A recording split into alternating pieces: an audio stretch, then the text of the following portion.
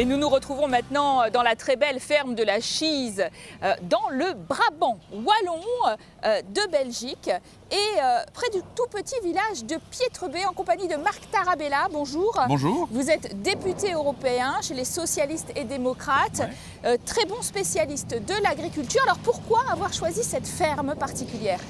D'abord, elle n'est pas très éloignée de Bruxelles, la capitale de l'Europe. Elle est en plein Brabant wallon. Elle est une ferme multifonctionnelle puisqu'on fait des pommes, des poires, mais aussi des céréales, de la betterave à sucre. Et donc c'est une ferme, elle d'ailleurs, c'est un très beau cadre aussi. Alors c'est vrai qu'avec la nouvelle politique agricole commune qui démarre en 2015, à sa pleine application, beaucoup de vergers ont pu bénéficier pour la première fois d'aides à l'hectare. Et ça, c'était plutôt un mieux. Avant, ils étaient exclus des aides, aujourd'hui, ils sont inclus. Et donc, c'est une reconnaissance par rapport à une production qui est notamment utile pour les citoyens européens, qui devraient d'ailleurs manger plus de fruits. Mais en même temps, le propriétaire, M. Lebrun, nous explique que lui-même, il a un peu souffert financièrement, qu'il a perdu 25% de son revenu.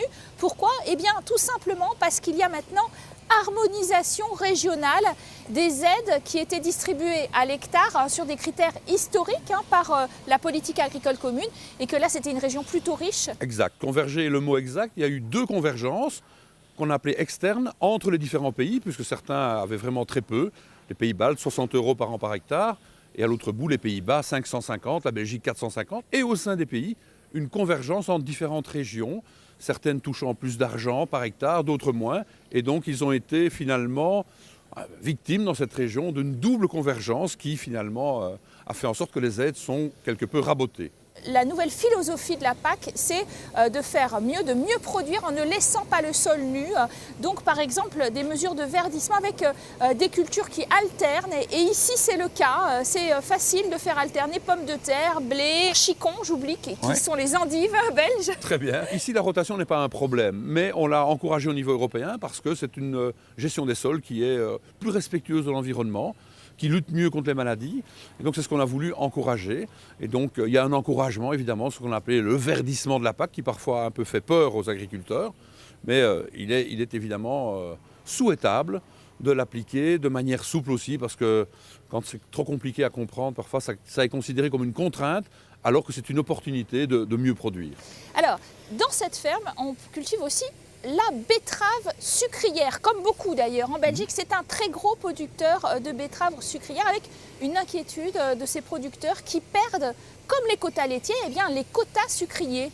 Ce sera en 2017 que les quotas sucre vont disparaître et l'inquiétude est légitime parce que quand on voit que l'Union européenne abandonne les uns après les autres les mécanismes de régulation de l'offre, c'est inquiétant. Ce qui se passe dans le lait aujourd'hui est emblématique. Il y a eu une surproduction, mais la consommation mondiale ne suit pas le même cours, et donc les prix s'effondrent. La crainte, c'est la même pour le sucre, et la viande porcine, c'est pareil. À un moment donné, il faut maîtriser la production, et c'est malheureusement ce que la majorité des États membres, la Commission européenne, ne comprennent pas. Il faut réguler. Alors puisqu'on est au chapitre des betteraves sucrières, nous partons en direction d'un pays voisin de la Belgique, l'Allemagne, qui est en fait le 4e producteur mondial de ces betteraves sucrières. Et les agriculteurs s'inquiètent beaucoup de la fin des quotas sucriers pour 2017. Un reportage signé de notre correspondante Anne Maillet. Pour Helmut, c'est l'avant-dernière campagne avant la fin du régime des quotas en 2017. Nous sommes en Basse-Saxe, l'une des principales régions productrices de betteraves en Allemagne. Après une récolte record l'année dernière, les betteraviers ont été prudents. Cette année, ils ont réduit leur surface de production de 17%. Nous produisons la quantité exacte imposée par les quotas européens. Nous produisons moins que précédemment pour ne pas saturer le marché. Comme la France, l'Allemagne compte parmi les principaux bénéficiaires des quotas et a tout fait pour en reporter la fin à 2020. Sans succès, face à l'opposition de plusieurs membres de l'Union européenne. En Europe, il y a un certain déficit. Chacun pense à ses propres intérêts. Mais la betterave pousse mieux ici qu'en Espagne, c'est comme ça. Et on devrait nous faire confiance sur ce terrain. Il faut avoir un bon feeling avec la betterave. Il faut beaucoup de savoir-faire, d'expérience et de passion. Ici, on aurait souhaité avoir plus de temps pour se préparer aux défis du marché mondial. Depuis 2006 et la dernière réforme du secteur, une usine à sucre sur 2 a fermé ses portes en Europe.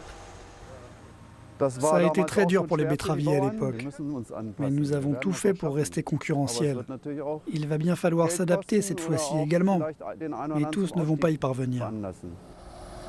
Pour Helmut et les betteraviers de la région, le risque est double, car ici, les producteurs sont aussi actionnaires de l'usine à sucre locale.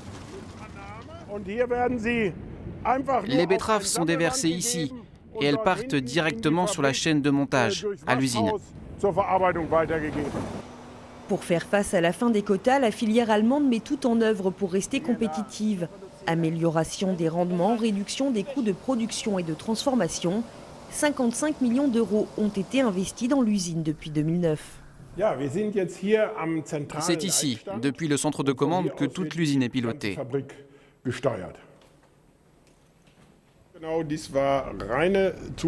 Nous avons investi dans l'avenir. Et si nous l'avons fait, c'est parce que nous sommes optimistes pour l'après-2017. Cette année, 1,5 million de tonnes de betteraves vont être transformées, soit 20% de moins que l'année dernière. Et ici, on espère que le prix du sucre va repartir à la hausse. L'instabilité des prix va être difficile à gérer. En ce moment, nous avons des prix très bas, mais nous espérons que les prix vont à nouveau augmenter et que nous pourrons produire en plus grande quantité. Ce sera très volatile, mais nous allons nous accrocher. Cette volatilité, les betteraviers l'observent déjà depuis quelques années. En 4 ans, le prix du sucre blanc sur le marché mondial est passé de 700 à 340 € la tonne. Alors nous quittons les betteraves allemandes et on se retrouve à nouveau dans notre verger au milieu des pommes. Ces pommes même, celles-là, ont été particulièrement affectées par l'embargo russe contre les fruits et légumes. Mais la politique agricole commune offre un certain nombre de solutions. C'est-à-dire qu'il y a des mécanismes de crise et d'essayer de résoudre les crises et donc d'aider les producteurs.